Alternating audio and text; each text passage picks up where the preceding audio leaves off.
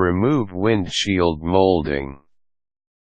Windshield moldings hold your windshield in place. These are brought by new designs of car makers worldwide. The windshield is a unique glass design especially for cars and other automobiles. Before, windshields were made of ordinary glass. But because glass easily breaks and causes serious injuries during crashes, new designs evolved. Toughened glass was used to replace ordinary glass, but still the problem of safety is not resolved. But finally this was solved with the use of laminated glass, wherein there are two layers of glasses with an inner cellulose layer. This layer holds the glass inside when it is fractured, thus preventing it to burst out during collision, and stays in place. Auto crashes can break or crack your windshield depending on the strength of impact to your car.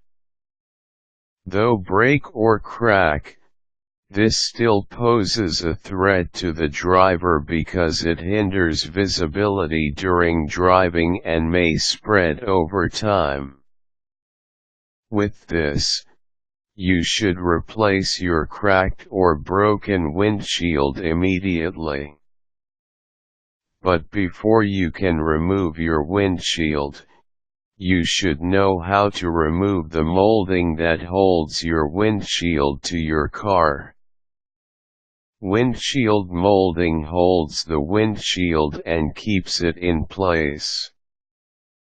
Moldings usually are made of rubber, so edges of the windshield do not cause cuts when you touch it. Also, moldings are designed not only to hold the windshield in place but also to give your car a nice, neat-looking frame. Some cars are also installed with outer stainless molding for a classier look. You can always buy instruction manuals on how to remove windshield moldings. Most cars have same installations of moldings. You can also search the internet or seek help from professionals that deals with this kind of trouble. But if you want to learn how to do so manually, here are some tips to remove windshield molding. First, you will need these tools for the procedure: automotive cutting knife, flat tip screwdriver, razor blade. Then follow the steps below. Pry the plastic trim or rubber molding away from the windshield. Be careful with prying, because some moldings are tough to remove. Use your flat tip screwdriver to do this. Take your time doing this. Cut down starting from the top and start trimming the molding. Some cars have rubber molding inside and a stainless trim molding outside. You just have to remove first the outer lining. Sometimes, the outer lining is just clipped onto the rubber and the rubber is clipped onto the glass or frame. You can buy tools, which are made to remove these clips properly. Removing the molding will take time, so be careful in every inch. Using your razor blade, remove residual moldings from your car.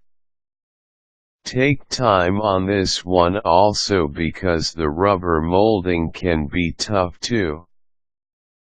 Be careful because you might scratch your car when doing this step. You might peel off your car's paint with the razor blade. After the molding has been removed, you can now replace your windshield as instructed in your manual. Read the instructions first before placing your windshield to avoid misplacing the windshield.